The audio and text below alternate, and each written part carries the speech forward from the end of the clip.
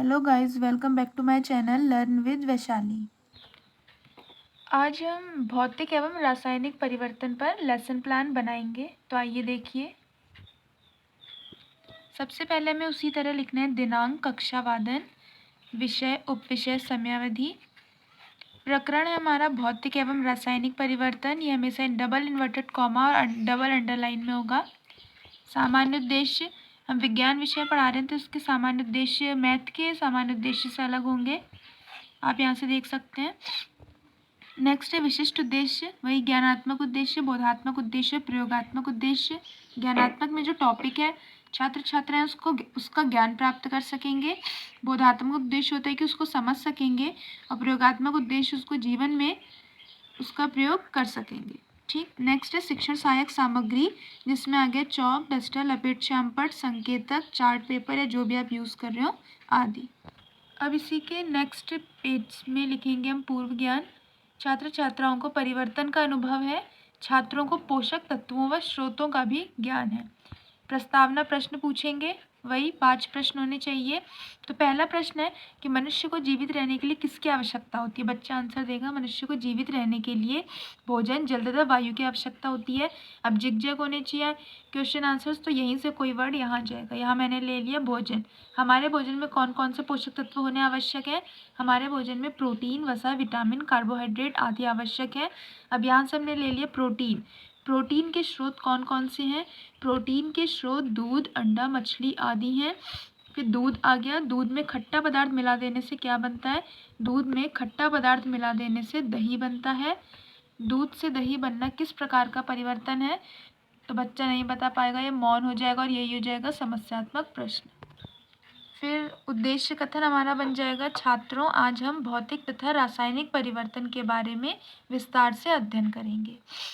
अब वही 7 कॉलम बनाएंगे। शिक्षण बिंदु के अपेक्षित व्यवहार परिवर्तन, छात्राध्यापिकाएं क्रियाएं, छात्र क्रियाएं। उसी के नेक्स्ट पेज में शिक्षण विधि, शिक्षण सहायक सामग्री, श्यामपट्ट कार्य और मूल्यांकन। पहला यहाँ पर हमने शिक्षण बिंदु लिया भौतिक परिवर्तन। छात्र अभिज्ञान कर सकेंगे। हर शिक्षण बिंदु में हमें 2 विकासात्मक प्रश्न पूछने और 2 मूल्यांकन में प्रश्न पूछने। तो सबसे पहले विकासात्मक प्रश्न पूछा, बर्फ को गर्म करने पर क्या होता है। बच्चा आंसर देगा बर्फ को गर्म करने पर वह जल बन जाता है। नेक्स्ट है भौतिक परिवर्तन क्या है। स्पष्ट उत्तर जो कि बच्चा नहीं दे पाएगा या गलत एकदम क्लियर नहीं दे पाएगा, उसी को हम स्पष्ट करेंगे। वही हमारा शिक्षण बिंदु था। तो भौतिक परिवर्तन अवस्थाएं होती हैं क्योंकि वस्तु फिर से अपनी पूर्व अवस्था में आ जाती है। ऐसे परिवर्तन को जिसमें वस्तु का जो रूप है, आकृति है, आकार, अवस्था या आयतन परिवर्तन हो जाता है, उसे भौतिक परिवर्तन कहते हैं। इसके एग्जाम्पल देंगे जल का जमना, जल में चीनी का घुलना आदि। गुण क्या हो जाएगा। भौतिक परिवर्तन में पदार्थ आद्यात करने, गर्म करने या ठंडा करने पर दूसरी अवस्था में चला जाता है। अब बच्चा यहाँ छात्र छात्राएं ध्यानपूर्वक सुनेंगे व श्यामपट्ट गृह कार्य को अपनी कॉपी में नोट करेंगे। नेक्स्ट पेज में इसी के सामने हमने यहाँ क्वेश्चन पूछे थे, तो यहाँ लिख दिया प्रश्नोत्तर विधि, नीचे व्याख्यान विधि और फिर इधर प्रदर्शन विधि। बच्चों को श्यामपट्ट कार्य पे एक प्रदर्शन चार्ट द्वारा प्रदर्शन किया, जिसमें कि हमने भौतिक परिवर्तन को दिखाया। पेंसिल टूट गई, बटर जैसे बटर गिर गया, और जो बर्फ़ है वो के पानी बन गया। तो ये सब क्या हो गए हमारे भौतिक परिवर्तन, जिसमें उनकी आकृति, आकार, अवस्था या आयतन में परिवर्तन होता है। ठीक। इसमें इसी भौतिक परिवर्तन से हमने बच्चे से 1 या 2 क्वेश्चन पूछेंगे, आप कितने भी पूछ सकते हैं। तो भौतिक परिवर्तन के कोई 2 उदाहरण बताइए। बच्चा बताएगा जल का जमना, जल का चीनी में घुलना आदि। फिर हम नेक्स्ट पेज में आएंगे, उसी तरह 7 कॉलम बनाएंगे। पहला वाले का भी स्पष्टीकरण समाप्त नहीं हुआ था, तो उसी के आगे है, परंतु जैसे ही बाह्य कारक का प्रभाव समाप्त हो जाता है, पदार्थ पूर्व अवस्था में वापस आ जाता है। जैसे कि जल का जमना था, उसे बर्फ़ था, उसको हमने गर्म किया तो पानी बन गया, लेकिन जब तक हम गर्म कर रहे हैं तभी तक वो पानी है। अगर दोबारा से ठंडा करेंगे तो दोबारा बर्फ़ बन जाएगा।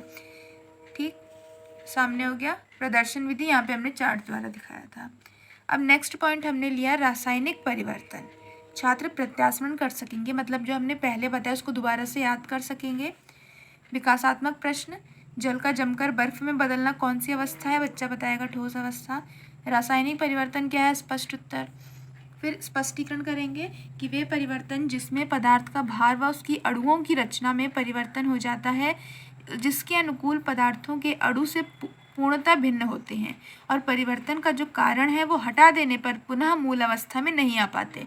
भौतिक में क्या पढ़ा था कि वो मूल अवस्था में पहले आ जाते हैं जब तक बाह्य कारक जब उस पर समाप्त हो जाता है, लेकिन यहाँ पे वापस उस अवस्था में नहीं आ पाते। तो ऐसे परिवर्तन को रासायनिक परिवर्तन कैसे, जैसे लकड़ी का जलना। अगर लकड़ी जल गई कोयला बन जाएगी, कोयला से दोबारा हम उसे लकड़ी नहीं बना सकते। भोजन का पाचन, अगर भोजन तुम्हारे पेट में पच जाता है फिर हम उसे दोबारा से भोजन नहीं बना सकते। या फलों का पकना आदि। और छात्र छात्राएं ध्यानपूर्वक सुनेंगे एवं समझेंगे।